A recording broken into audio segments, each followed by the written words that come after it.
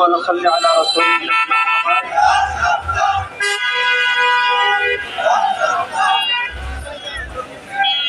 نحمده ونصلي على رسول الله أما بعد فأعوذ بالله من الشيطان الرجيم بسم الله الرحمن الرحيم يا أيها الذين آمنوا كتب عليكم القصاص بالقتلى وقال النبي صلى الله عليه وسلم لا يحل دم امرئ مسلم يشهد أن لا إله إلا الله إلا بإحدى ثلاثة النفس بالنفس إلى آخر الحديث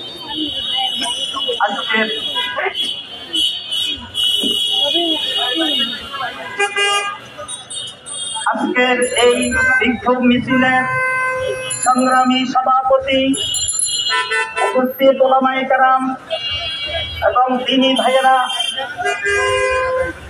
আমরা স্পষ্টভাবে দেখতে পাচ্ছি দাওয়াত ও তাবলীগ তাদের মেজাজ এবং তাদের আখলাক একরকম,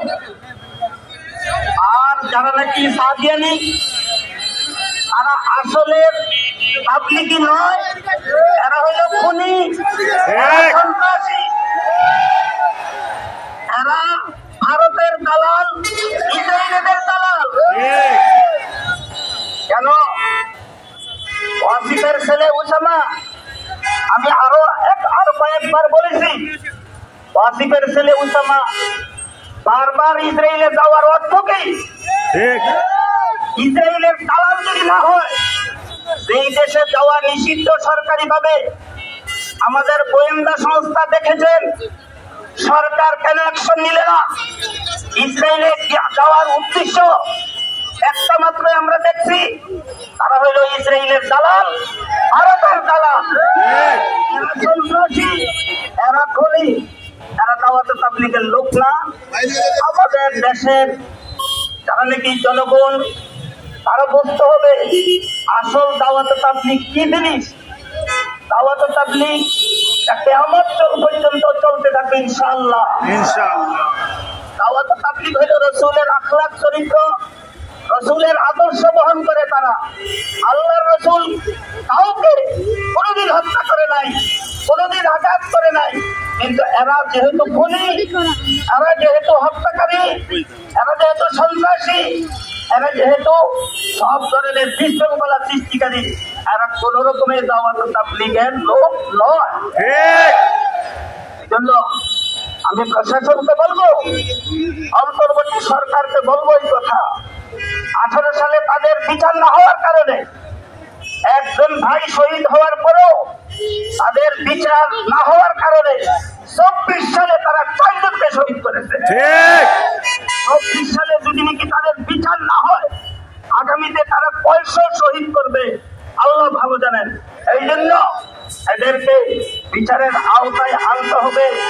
আপনারা কোন বিচারের দ্বারায়, কোন আইনের ধারা দ্বারায় যারা নাকি খুনি, এই খুনিদেরকে আগাম জামিন দেওয়া, কোন আইনের ধারায় আপনারা তাদেরকে আগাম জামিন দিয়েছেন, আমরা সেই কথা জানতে চাই।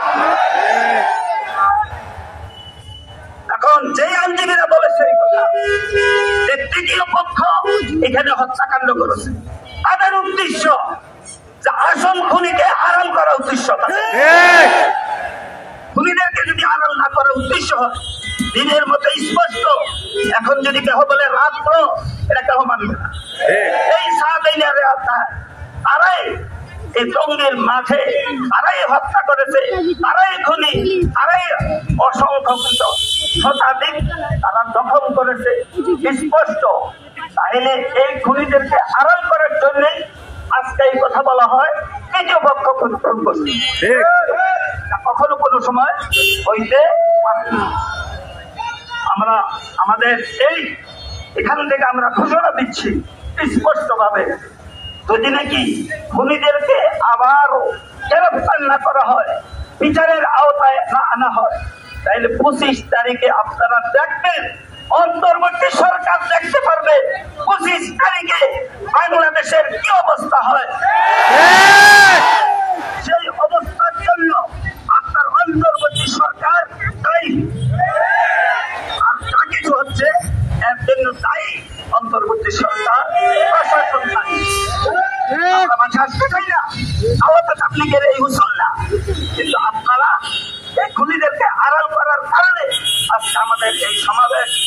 দাবি টঙ্গী ইজতেমায় যারা পাবলিক তাদের ইজতেমা হবে, খুনিদের এবং সন্ত্রাসীদের ইজতেমা হইতে পারে। এই জন্য আমার সংক্ষিপ্ত বক্তব্য শেষ করছি। আমাদের কর্মসূচি ঘোষণা করবেন আমাদের আমির। সম্মানিত উপস্থিতি, প্রিয় সাংবাদিক ভাইয়েরা, প্রশাসনের ভাইয়েরা, আপনারা ভালো মতো জেনে নেন, গত কয়েকদিন আগে মুন্সিগঞ্জে একজন ইমামের ঘরে ঢুকে তাকে হত্যার উদ্দেশ্যে আক্রমণ করা হয়েছে। আমরা আওয়াজ পাচ্ছি নারায়ণগঞ্জে এরকম হত্যাকাণ্ড ঘটাইবার পরিকল্পনা চলছে। নারায়ণগঞ্জে যদি কার উপর আক্রমণ চলে, এটা জন্য প্রশাসন সম্পূর্ণ দায়ী থাকবে। এই পর্যায়ে বক্তব্য রাখবেন নারায়ণগঞ্জের জাতীয়তাবাদী মানুষের নেতা, আমাদের আধ্যাত্মিক আল্লামা আব্দুল্লাহ সাহেব দামাত বরকাতুহুল আলিয়া।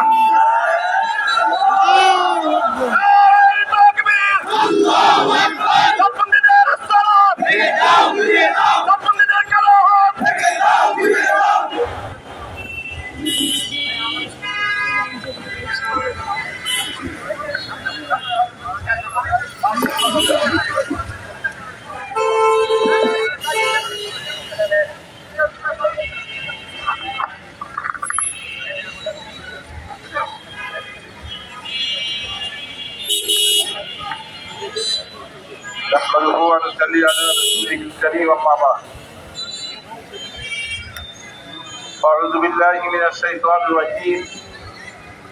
بسم الله الرحمن الرحيم. جاء الحق وزهق الباطل إن الباطل كان زهوقا. সম্মানিত তৌহিদি জনতা, সাংবাদিক ভাইয়েরা, আমরা অত্যন্ত দুঃখের সাথে আজকে মাঠে নামতে বাধ্য হয়েছি। আমাদের ভাইদেরকে শহীদ করেছে, আমাদের ভাইদেরকে রক্তাক্ত করে আহত করেছে।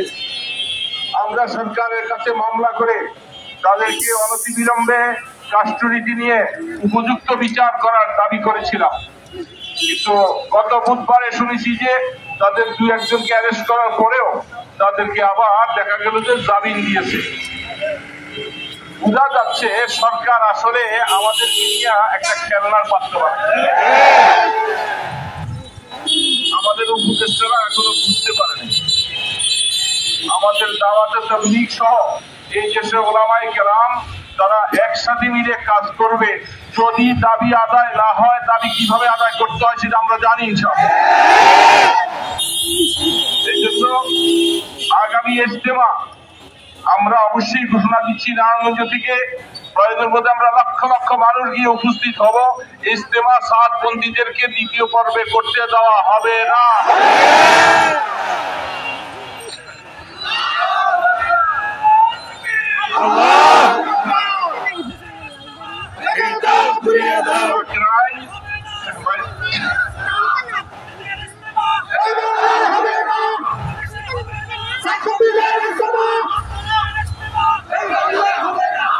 দুই নম্বর কথা হলো, সাতপন্থীরা বাতিল, এরা ইসলামের বহিরাগত আপনার সম্প্রদায়ের সাথে যোগ সাজাত করে কাজ করতেছে। আমাদের পক্ষ থেকে বলা হয়েছিল তওবা করার জন্য, তারা তওবা করছে না, তারা সন্ত্রাসী কার্যক্রম চালিয়ে যাচ্ছে। এই হিসাবে তাদেরকে মুসলমানদের কোন মসজিদে জায়গা দেওয়া হবে না। আজকালুর মসজিদে তাদের যে প্রোগ্রাম দেওয়া হয়েছে সেটা কোনোভাবে করতে দেওয়া হবে না। আমরা সেখানে অবস্থান নিব ইনশাআল্লাহ। তারা হাজীগঞ্জে যেখানে মার্কাজের নামে জায়গা কিনতেছে, আমরা সেখানে প্রতিবাদ করে উঠে তাকে প্রতিহত করব। সেখানে সাতপন্থীদের কোন মসজিদ, কোন আস্তানা হতে পারবে না। এই জন্য আমি অনুরোধ করবো সকলকে, আমরা একসাথে ঐক্যের প্ল্যাটফর্মে থাকবো। আগামী 25 তারিখে আমরা অবশ্যই ঘোষণা দিব, আলটিমেটাম দেওয়া হবে ওলামায়ে কেরাম সহ আমাদের টঙ্গীর ময়দান এবং বিশেষ করে কাকরাইলের থেকে ঘোষণা আসবে যে আমরা 25 তারিখে কি করব, তারপরে কি পদক্ষেপ নিব। প্রয়োজনে সারা ঢাকাকে আমরা অচল করে দিব। এখানে বসবো, সেখান থেকে আর উঠবো না, বিচার না হবে। এই জন্য সরকার আপনাকে সুবুদ্ধি দেব, আপনি যেন এই ম্যান্ডেটকে বুঝতে সক্ষম হন। যে দাওয়াতে তাবলীগ একটা সাধারণ ব্যাপার নয়, সারা বিশ্বব্যাপী এই কাজ চলছে, এটার আন্দোলন বাংলাদেশে চলছে এবং এটার হক বিচার না হওয়া পর্যন্ত আন্দোলন চলতে থাকে। ইনশাআল্লাহ আগামী শুক্রবারে 17 জানুয়ারি হাজীগঞ্জে যেখানে তারা মসজিদের নামে সেখানে কাজ করতে যাবে, আমরা সেটাকে সেখানে মিছিল আকারে যাইয়া সেখানে জমা পড়ে তাকে প্রতিহত করব। তাদের কার্যক্রম কোনো অবস্থা সেখানে করতে দেওয়া হবে। আপনারা সজাগ থাকবেন।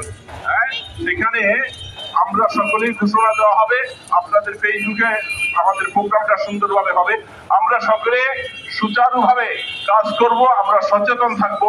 কোনোভাবে যেন তারা কুচক্রী আমাদের কোনো ভাইদের উপরে কোনো আক্রমণ করতে না পারে। যদি এই ধরনের কোনো ঘটনা ঘটে তো নারায়ণগঞ্জের প্রশাসনকে উপযুক্ত জবাব দিতে হবে। তারা বুঝতে যেন পারে যে আসলে সাতপন্থীরা বাতিল, এই কথাটা আমাদের প্রশাসন বুঝা দরকার। না বুঝতে ওনাদেরকে আরো বুঝিয়ে দেওয়ার চেষ্টা করব। আল্লাহ সুবহানাহু তাআলা আপনারাই মেহেরবানি করে কষ্ট করে হকের পক্ষে নিজেরা ঘাম ঝরিয়েছেন। আল্লাহ পাক এর বিনিময়ে আমাদের রক্তধারা ভাইদের সাথে আমাদের হাসর করার ব্যবস্থা দিচ্ছেন। আল্লাহুম্মা আমিন। আয় আল্লাহ মেহেরবানি করে আল্লাহ তুমি হককে জিন্দা করে দাও, আল্লাহ বাতিলকে তুমি পরাভূত করে দাও, আল্লাহ আমাদেরকে হকের পক্ষে কাজ করার তৌফিক দাও, আমাদের প্রশাসনকে কাজ করার তৌফিক দাও। আয় আল্লাহ বাতিল পন্থীদেরকে হয়তো হেদায়েত দাও, নতুবা তাদেরকে খতম করে দাও। আয় আল্লাহ মেহেরবানি করে আমাদের যে সমস্ত ভাইরা শহীদ হয়েছে আল্লাহ তাদেরকে শহীদের উচ্চ মাকাম দান করো। যারা আহত হয়েছে আল্লাহ তাদেরকে অতি তাড়াতাড়ি সুস্থতা দান করো। আমাদের সকল ভাইদেরকে আল্লাহ হকের পক্ষে কাজ করার তৌফিক দান করো। আল্লাহুম্মা সাল্লি আলা মুহাম্মাদিন নবিয়্যিল উম্মি ওয়া আলিহি ওয়া আসহাবিহি আজমাইন বিরহমাতিকা ইয়া আরহামার রাহিমিন।